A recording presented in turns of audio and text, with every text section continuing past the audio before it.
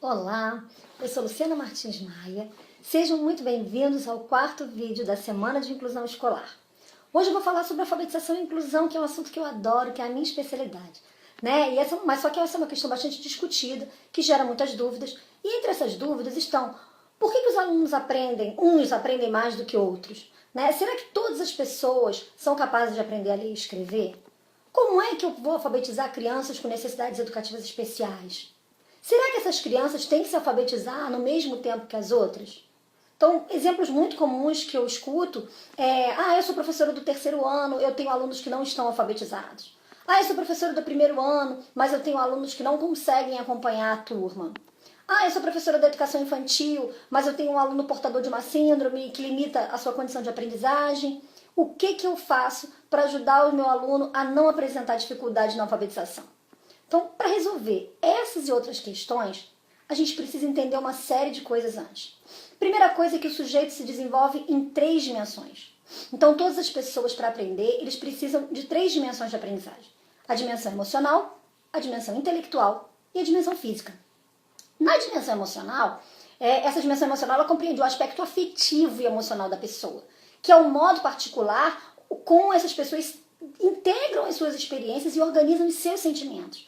Então, se a criança tem alguma questão emocional com a família, ou acontece alguma coisa, o cachorrinho morreu, a vovó ficou doente, os pais se separaram, enfim, qualquer situação que abale o emocional da criança, automaticamente vai se refletir na aprendizagem dela. Também tem a dimensão intelectual, que é esse aspecto da inteligência, da capacidade de pensamento e de raciocínio. É uma questão que se refere ao fato da criança conseguir encontrar soluções para os problemas do dia a dia. Então é a capacidade intelectual. Se a criança tiver um déficit cognitivo, uma deficiência intelectual, isso vai afetar na aprendizagem, com certeza. Ela vai ter uma aprendizagem mais lenta ou uma condição menor de aprendizagem. E tem a questão da dimensão física, que é o aspecto físico-motor, que tem a ver com o crescimento orgânico da criança, da maturação neurofisiológica, o crescimento mesmo, o desenvolvimento do indivíduo. Então, uma criança de 2 anos, ela não é capaz de fazer as mesmas coisas do que uma criança de 6, uma criança de 8, porque tem a questão toda da maturidade, desenvolvimento físico. Então, esses aspectos, eles vão influenciar realmente na aprendizagem, mas também eles vão influenciar nos aspectos sociais, que é a maneira como a pessoa reage diante das situações que envolvem outras pessoas, ou seja, como é o aluno, como é a criança no meio social, na vida social dela, como é que ele se relaciona com outras pessoas, como que ele se relaciona com o mundo. E se a criança tiver alguma questão de relacionamento com o mundo, realmente ela vai ter dificuldade na aprendizagem por conta desses fatores. Então, quando a gente pensa em alfabetizar, a gente precisa lembrar que a alfabetização, ela envolve alguns aspectos. Ela envolve empenho, ela envolve dedicação, envolve sensibilidade, parceria com a família, valorizar conquistas das crianças, amor, muito amor, principalmente. Então, a alfabetização não é só chegar lá, mostrar as letras, ensinar, é simples. Tem muita gente que tem medo da alfabetização, fala, eu não vou dar conta. Mas dá. Se a gente fizer com empenho, com amor, com dedicação, com valorização de conquista, com sensibilidade de olhar aquele aluno e ver o que ele está conseguindo aprender, e passo a passo, e numa parceria com a família, e junto, aluno, família, escola, e saber as estratégias adequadas, ter conhecimento técnico e teórico e embasamento de metodologia de alfabetização, não tem como a gente não conseguir. A gente consegue sim. Tem uma frase da Annette Abramovic que eu gosto muito, e ela diz assim, a escola não pode tudo, mas ela pode mais. Ela pode acolher as diferenças. É possível fazer uma pedagogia que não tenha medo da estranheza, do diferente, do outro. A aprendizagem, ela é destoante e heterogênea. Nós aprendemos coisas diferentes daquelas que nos ensinam, e em tempos distintos. Mas a aprendizagem ocorre sempre.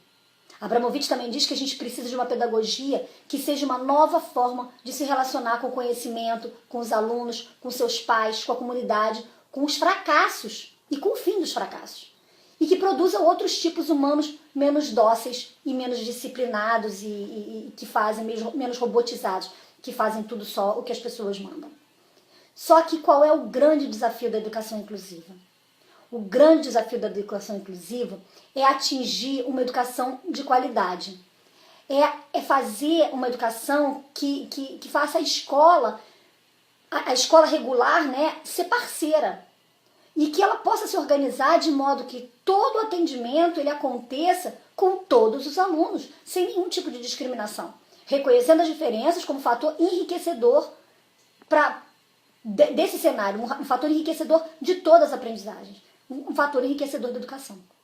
Então, trabalhar com alunos que têm necessidades educacionais especiais exige observação por parte do professor, por parte da escola, dinamismo e uma maneira de atuar com ações que sejam diferenciadas nesse processo escolar. Então, de forma compartilhada com os ambientes da escola. Então, o professor ele tem que atuar de forma dinâmica, observando cada questão e atuar de forma diferenciada. Então, a finalidade de um trabalho assim é compartilhar e conhecer caminhos que são necessários para o aluno aprender a se desenvolver. Então, a educação inclusiva, ela atinge, né, e ela exige o atendimento de necessidades educacionais especiais que envolvem o trabalho com a diversidade, mas de forma interativa. Ou seja, todos juntos. A comunidade escolar, a família, os setores, né, os profissionais especializados que podem atender uma criança, todos juntos em prol do desenvolvimento do aluno. Então, o conceito de necessidades educacionais especiais, se ele for visto dessa forma, ele se harmoniza com os pressupostos teóricos do referencial sociohistórico proposto por Vygotsky. O Vygotsky, ele apontou a necessidade de nós avaliarmos o desenvolvimento sobre os seus aspectos qualitativos e não mais centrados no olhar sobre os quantitativos. Né? Em relação ao desenvolvimento da criança, portadora, né, de alguma deficiência, o Vygotsky, ele afirma que ela não é uma criança menos desenvolvida do que as outras. Ele não vê a criança com necessidades educacionais especiais como uma criança menos desenvolvida. Ele vê como uma criança que se desenvolve de modo qualitativamente diferente.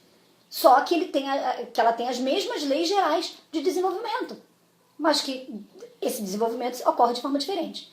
Então o educador ele precisa estar atento e embasado nos seus conhecimentos para poder atuar com essas crianças de forma assertiva. Então, uma prática pedagógica coletiva, multifacetada, dinâmica e flexível, ela requer mudanças significativas, tanto na estrutura de funcionamento das escolas, né, quanto na formação humana dos professores e nas relações entre família e escola. Bom, aí você pode pensar, legal, muito bonito, muita falação, né? Lindo na teoria. Mas isso é possível na prática? Claro, isso é possível. E aí, com relação a alfabetizar crianças que demonstram não aprender, como é que é possível isso? É possível sim, gente. Dependendo do caso, é preciso que na alfabetização em língua portuguesa, ela tenha como objetivo ensinar o domínio de habilidades de leitura e escrita centradas na função social da língua. Quando a gente fala de alfabetização matemática, a gente deve pensar que os alunos devem aprender o domínio das operações fundamentais e a resolução de problemas simples. Essa é a base.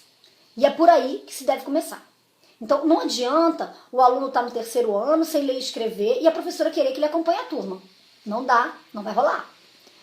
É o mesmo, né? Você vai pensar assim, vai no terceiro ano, ele vai acompanhando, a professora vai fazendo exercício, vai conseguindo. Não, não dá. É o mesmo que você construir um prédio sem as fundações. O prédio vai cair. Ele não sustenta. Tem que fortalecer a base. Ensinar a criança os fundamentos básicos da língua e o seu uso prático é a base.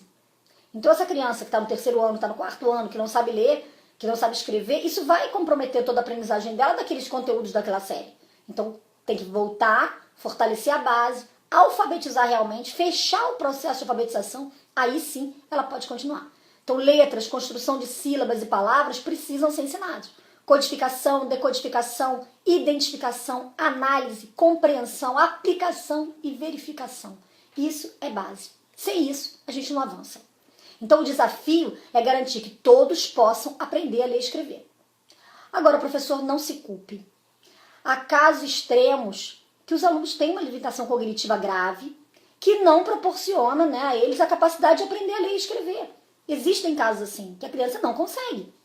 Só que isso são casos extremos e que estão além do trabalho do professor em sala de aula.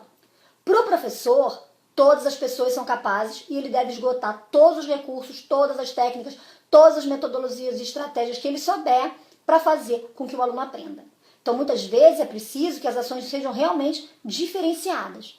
Então, para o professor, não tem criança que não aprende. O professor tem que pensar que todo mundo aprende. E se virar nos 30, dar um jeito para criar todas as estratégias possíveis. Agora, realmente, existem aquelas crianças que nunca vão conseguir? Existem. Mas aí são casos extremos, são outras questões que precisam... Não é só o professor, é toda uma equipe que tem que trabalhar junto e aí constatar que a criança não tem condição. Mas, antes disso, todo mundo consegue.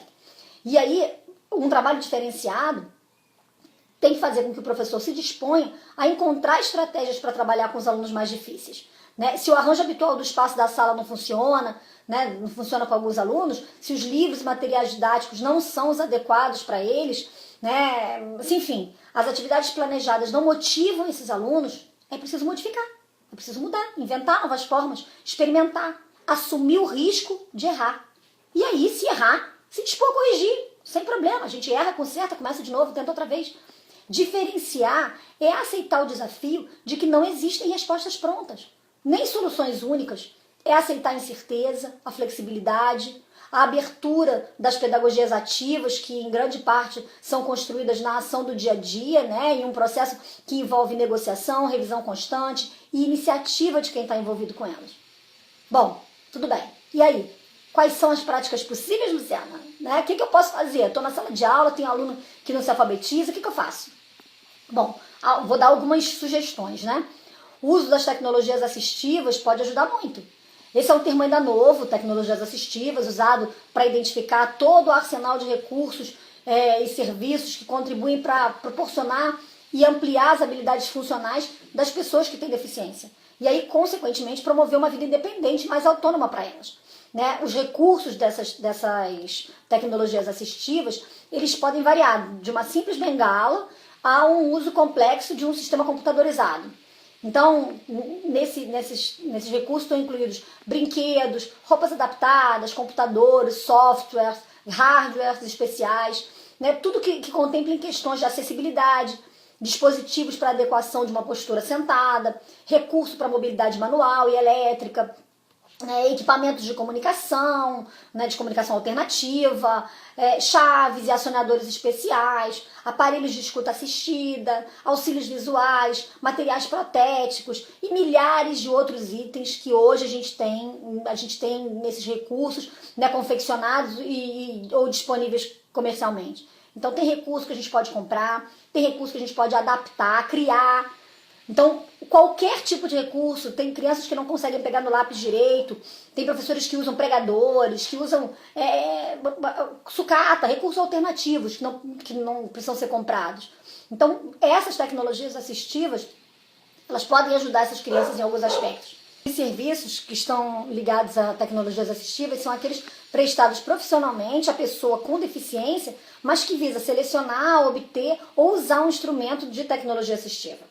Então, por exemplo, a gente pode citar avaliações, experimentações, treinamentos de novos equipamentos. Ou seja, os serviços de tecnologia assistiva, eles são normalmente transdisciplinares, né, e envolvem profissionais de diversas áreas, como fisioterapia, terapia ocupacional, fonoaudiologia, educação, psicologia, enfermagem, medicina, engenharia, arquitetura, design, técnicos de muitas outras especialidades. Ou seja, são vários profissionais voltados para a educação. Então, professor, não se desespere. Não se culpe. Em alguns casos, não há como você atuar sozinho. Precisa de mais gente ajudando. E se a família não tem condições, ou o serviço público não proporciona essas tecnologias assistivas, a culpa não é sua. Você deve fazer o seu melhor, o possível e o impossível para suprir a falta de algum recurso. Adaptar, criar, inventar algo semelhante, alguma coisa que se adeque ou ajude a atingir o seu objetivo. Só que você precisa se lembrar que o professor não é mágico.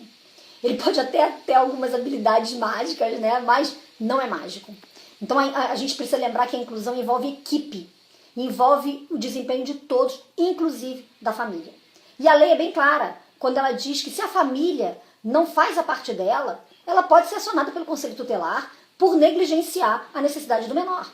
Então, na prática, nós vemos isso. né? A gente vê isso com frequência. Famílias que não aceitam as dificuldades do filho e jogam para a escola e para os professores a responsabilidade dos resultados. A gente tem responsabilidade? Sim, tem. Professor tem. Mas, dependendo do caso, não é sozinho. Não dá para o professor fazer milagre. Não dá para o professor fazer tudo sozinho. Né? Em casos extremos, o resultado só aparece se a ação for conjunta. Se tiver o empenho da família, da escola, né, com a criança e de profissionais especializados. Então, o professor tem que fazer a sua parte? Tem. Muito bem, tem. Mas muitas vezes a gente precisa de ajuda. E aí, entre outras práticas possíveis, estão as aulas de Libras, que podem melhorar a comunicação entre crianças surdas com as ouvintes. Então, muitas vezes, a aula de Libras, você tem um aluno surdo na sala, a aula de Libras não precisa ser só para aquele aluno. Ele pode ser para todo mundo. Por quê? Para que os alunos consigam se comunicar com esse aluno que tem surdo. O ganho é para todo mundo, o ganho é para todos os alunos. Então a aula de Libras seria para todos eles. Deficientes ou não, eles ganham mais uma possibilidade de comunicação. Uma outra prática também é a ressignificação dos saberes para valorizar as eficiências do processo de alfabetização. O que isso significa? Significa a contextualização do processo de ensino de acordo com os gostos pessoais dos estudantes para que ele tenha interesse nos assuntos e avance no seu desenvolvimento. Então, o uso da função social da escrita, ou seja, o uso da escrita na prática, como, por exemplo, atividades com uso de receitas culinárias, ajuda bastante na alfabetização. E, por exemplo, um projeto baseado em comidas típicas de uma determinada região ou das festas juninas, ele pode servir como base para o lançamento de muitos fonemas e na construção e reconstrução das palavras. Então, para isso, a professora deve organizar grupos conforme a faixa etária, conforme o interesse e conforme o desenvolvimento escolar dos alunos. Então, quando o aluno participa, escrevendo, lendo, fazendo cálculos básicos, ele se sente incluído, ele se sente participando do processo escolar. Mas para isso, muitas vezes ele vai precisar de atividades adaptadas para que ele possa executar as tarefas propostas. Então, é preciso respeitar o ritmo e o desempenho de cada um. Então, no caso da deficiência intelectual, esse ritmo é muito lento e ele precisa de muitos recursos, precisa de material concreto de apoio. Muitas vezes, o ritmo do aluno é muito diferente do nosso. E aí, o professor não tem paciência de aguardar o tempo do aluno. E aí a gente diz simplesmente que o aluno não consegue. Então, o uso do material diversificado, jogos, livros, DVDs, histórias, textos dos mais variados, letras móveis de vários materiais e texturas, material impresso, enfim, todo tipo de sucata na mão do professor, ele pode se transformar em mais um recurso a ser utilizado com as crianças. Então, a gente sabe também que a dificuldade de comunicação, de linguagem, a pobreza de vocabulário, memória, questões de atenção, organização do pensamento, abstração, percepção, sequência lógica, psicomotricidade, são características das deficiências intelectuais e também requisitos muito importantes para a alfabetização. Então, se a criança tem algum problema em alguma dessas habilidades, ela logicamente ela vai ter problema na alfabetização. E a gente precisa conseguir vencer essas barreiras e ajudar a criança no seu melhor desenvolvimento possível. Eu acredito na aprendizagem do aluno com deficiência intelectual, acredito realmente. Só que desde que haja uma variedade de estratégias e que haja também a adaptação de materiais, né? de currículo, de recursos, de técnicas, tudo precisa ser adaptado. Então, é possível haver melhora na aprendizagem da leitura e da escrita? É possível, apesar de ser um processo muito lento. Né? Ele se transforma, na maioria das vezes, em algo prazeroso para o aluno e para o professor quando a gente consegue alguma coisa. Né? Cada conquista, cada pequeno avanço é uma grande vitória e deve ser comemorada e deve ser incentivada. Então, eu tenho aqui alguns exemplos de materiais que podem ser usados para facilitar o processo de alfabetização. Né? Esse agora é um alfabetário ou um alfabeto com letras móveis e pode ser confeccionado com tampinhas de garrafas PET.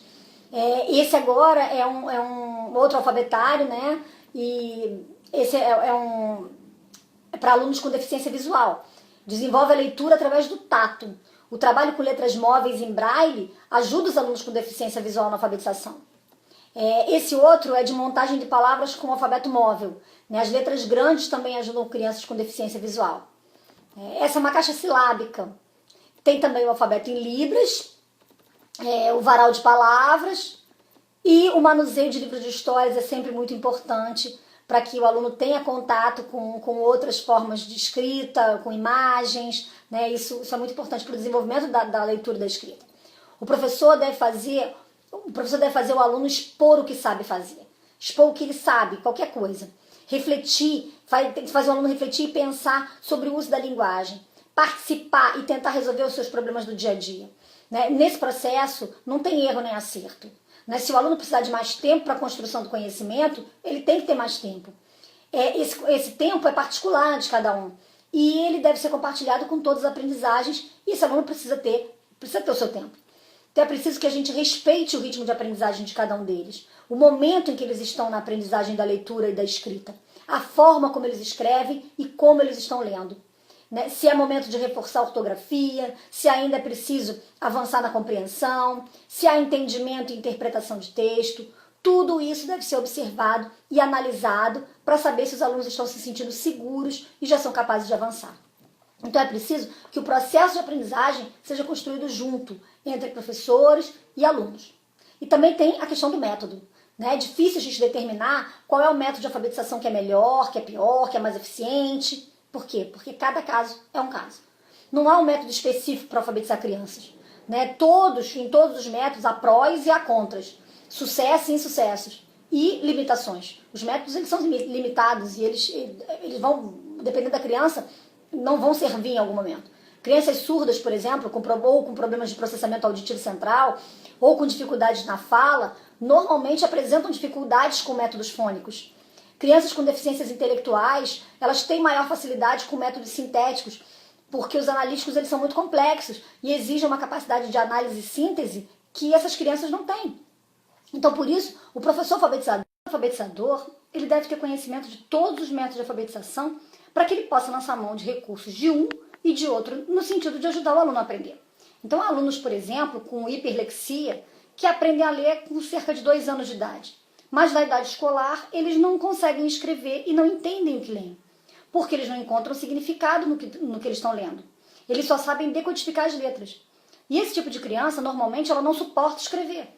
A sua dificuldade é muito grave, né? Sua dificuldade muito grave mesmo é na área da comunicação, da linguagem oral. Eles têm muita dificuldade de se comunicar oralmente. Então, como é que a gente vai alfabetizar? Como é que a gente vai fazer a criança escrever? Pedir para uma criança com dificuldade ler com entendimento e com interpretação? É preciso que a gente vá descobrindo caminhos. Não tem uma receita pronta. A gente precisa entender qual é a melhor linguagem, né? Qual é a melhor forma de linguagem, de comunicação, de escrita para cada aluno. Alguns alunos avançam por meio de cópias com significados, de objetos, de situações de vida diária. Outros avançam ouvindo sons, por exemplo. Então, eu acredito que as crianças são capazes de conversar, de responder, de ter uma fala com entendimento, de escrever, de desenhar, de participar de aulas de arte, de educação física, de sala de leitura. Só que para isso, muitas vezes, é preciso que sejam feitas atividades com adaptações e que as crianças tenham um apoio individual. Os alunos, eles devem ser atendidos individualmente na mesma turma, né? Seja pelo professor ou seja por uma outra pessoa, por um mediador, né? Porque cada um está num processo de aprendizagem. A gente precisa priorizar o aluno, né? Ver o que ele realmente precisa, criar estratégias, criar atividades e recursos que facilitem a aprendizagem do aluno, melhorem a sua autoestima e principalmente melhorem a sua autonomia, sem frustrações, né? E que a criança avance sem pensar no insucesso. Errar é possível, faz parte do processo, ele erra, depois ele acerta mais na frente. Eu acredito no método sintético para alunos com alguma deficiência intelectual, porque parte do simples para o mais complexo, da parte para o todo, né? Das letras, sons, sílabas, palavras, frases, até chegar no texto. É uma coisa mais sistemática, mais lógico, mais organizado, mais sequencial. E porque ele parte do simples para o mais complexo, esses alunos com deficiência intelectual, né, ou déficit cognitivo, como se fala também, normalmente eles apresentam dificuldades para elaborar e para avaliar a escrita. E eles têm um vocabulário mais pobre, um raciocínio mais lento, às vezes têm dificuldade de memória, e por isso eles precisam de apoio e de uma ajuda constante na aprendizagem e na memorização. Então, esses alunos eles precisam de mais atenção e cuidado do professor. Então, o professor pode apresentar as letras, depois ensinar a montar as sílabas, uma de cada vez. Ele pode usar fichas de leitura com silabário, fazer a formação das palavras, exercícios de fixação, de memorização de letras e de sílabas simples e de sílabas complexas. E aí, com as palavras formadas dos silabários, outras palavras e frases vão sendo escritas. Agora, lembrando que isso é um processo lento, é um processo particular, é um processo individual. Cada um vai aprender de um jeito, cada um vai aprender num tempo. Então, tem alunos que param no básico, que não conseguem memorizar nem as vogais.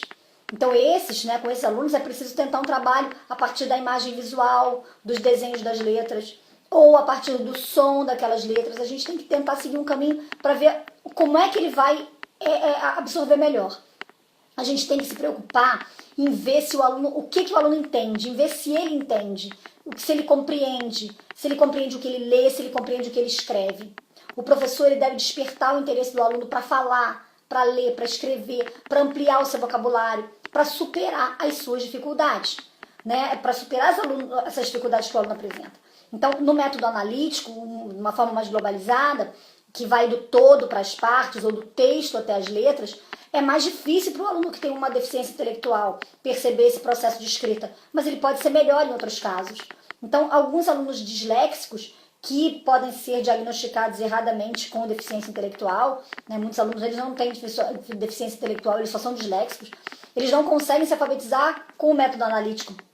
E aí eles precisam de uma metodologia mais sintética, na maioria das vezes, num processo fônico, para aprender pedacinho por pedacinho, letra, som por som, né? E bem passo a passo. Né? Mas, como eu falei, não há uma resposta pronta, não há algo que eu possa dizer que tem que ser feito aqui, que seja definitivo. A gente pode começar com um método, perceber que não dá certo e aí partir para outro método. O importante é o aluno aprender da melhor forma. E o importante é você, professor, conhecer todos os métodos, saber como aplicar todos os métodos, para que você possa lançar mão da melhor forma. Então, muitos estudiosos, eles condenam as cartilhas. Eu não condeno, não. Porque quem condena não foi para a sala de aula para alfabetizar aluno especial. Então, a gente tem que analisar o interesse nas afirmações das pessoas. Muitas vezes são editoras que querem vender materiais didáticos cada vez mais elaborados e claros e caros, né, que plantam esse tipo de informação.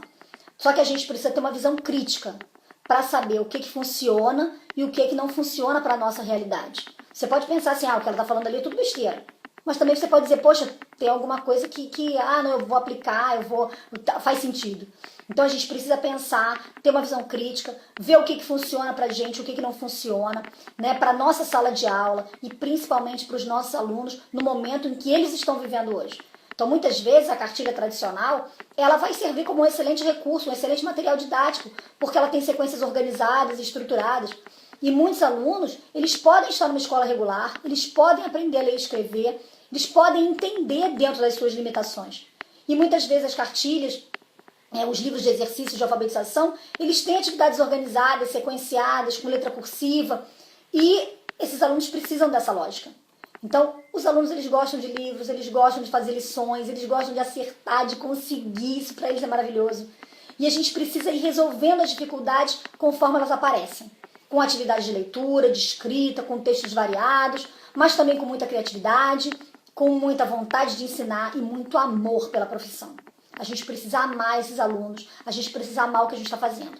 A gente precisa pensar assim, eu posso fazer a diferença no futuro dessa criança. E isso que me fez acordar todos os dias, por anos e anos, às 7 da manhã, e sair feliz para alfabetizar as minhas turmas. E eu tenho muito orgulho disso. Hoje eu tenho alunos formados, tenho alunos que eu pensava que não iam conseguir, que conseguiram. Tem um caso de um aluno que eu levo para mim no coração, eu tenho contato com ele até hoje, que ele chegou na minha turma com 9 anos, já tinha repetido 3 vezes a alfabetização, e a mãe falou, dá um jeito, e eu dei um jeito. Ele não foi brilhante na alfabetização, mas ele conseguiu levantar a autoestima e superar as dificuldades que ele tinha. Hoje, falei com ele há pouco tempo, ele passou para uma faculdade pública para fazer letras português-francês. Uma criança que ninguém achava que ele ia ser alfabetizado, hoje ele faz letras e está estudando uma outra língua. Gente, o cérebro da gente tem uma capacidade que nem a gente imagina. E o nosso amor pelo que a gente faz também produz maravilhas.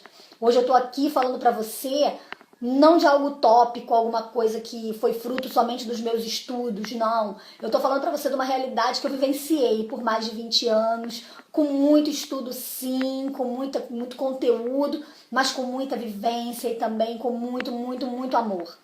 né? E, bom, hoje a gente vai ficando por aqui, já falei demais, já falei muito. Amanhã a gente vai ter o quinto e último vídeo dessa semana de inclusão escolar. Que pena, né? Vai estar acabando. Eu tô adorando passar esses conteúdos para vocês. Se você não assistiu os primeiros vídeos, volta lá, assiste. No primeiro vídeo eu falei sobre o que é educação inclusiva e mediação escolar e a função e a atuação dos mediadores escolares. No segundo vídeo eu tratei das relações entre a família e a escola, né? As famílias de crianças portadoras de necessidades educativas especiais e a escola. No vídeo 3 eu abordei a questão do currículo adaptado. Nesse vídeo 4, alfabetização e inclusão. E, por fim, no vídeo 5, eu vou falar de avaliação na perspectiva da inclusão. Não perde isso, né? Se você está gostando de participar dessa semana da inclusão escolar, deixa seu comentário nos vídeos, deixa suas dúvidas, suas sugestões. Eu vou adorar ler o que você escreveu, eu vou adorar te responder, né? E se você quiser saber mais, se aprofundar mais nesses assuntos que foram tratados aqui até agora, né? E o que vai ser tratado amanhã, eu já vou dizendo para você de antemão que a gente vai abrir inscrição para uma turma do curso Educação Inclusiva e Mediação Escolar, que vai acontecer de forma presencial no Rio de Janeiro. Já tem uma turma acontecendo, né? Mas vai ter outra. E online para todo o Brasil e para o exterior. Vão ser 120 horas de carga horária num curso incrível, com certificado e com muito material sobre esse assunto para você. Mas amanhã, no último vídeo, eu explico melhor como é que vai ser, né? Dou mais detalhe. Mas se por acaso você não aguentar e não aguentar esperar até amanhã, se você quiser reservar logo a sua vaga, porque vão ser só 20 vagas, eu só vou abrir 20 vagas, porque senão eu não dou conta de atender todo mundo, né? Porque eu atendo individualmente. Então, se você quiser já reservar a sua vaga, já deixar lá a sua vaguinha separada, manda uma mensagem para mim, ou por e-mail, ou pelo WhatsApp, que estão aqui embaixo do vídeo. E aí eu te mando mais informações e deixo reservada a sua vaga, porque eu quero dar atendimento individualizado para todo mundo. Então, quem me conhece sabe que sou eu mesma que respondo as mensagens, que converso com você. Pode demorar um pouquinho, né? Às vezes eu posso responder de madrugada, mas eu respondo, porque eu adoro fazer isso. Eu adoro trocar informações, eu adoro conversar com educadores, eu adoro ver o que está acontecendo por aí pelo Brasil. Eu amo o meu trabalho, eu estou sempre estudando para trazer o melhor com muito carinho para você. Então aproveita essa oportunidade, não perde nenhum vídeo, se inscreve no nosso canal para receber sempre as dicas e conteúdos importantes em primeira mão. E também compartilhe essa semana de inclusão escolar com os outros educadores e com os outros pais que possam ter interesse nesse assunto. Mas não demora, porque esses vídeos vão ficar no ar por pouco tempo. Então vamos fazer uma corrente de informação e transformar para melhor a educação desse país. E DCPRO, transformando nossos sonhos de educação em realidade. Beijo no coração e até o próximo vídeo.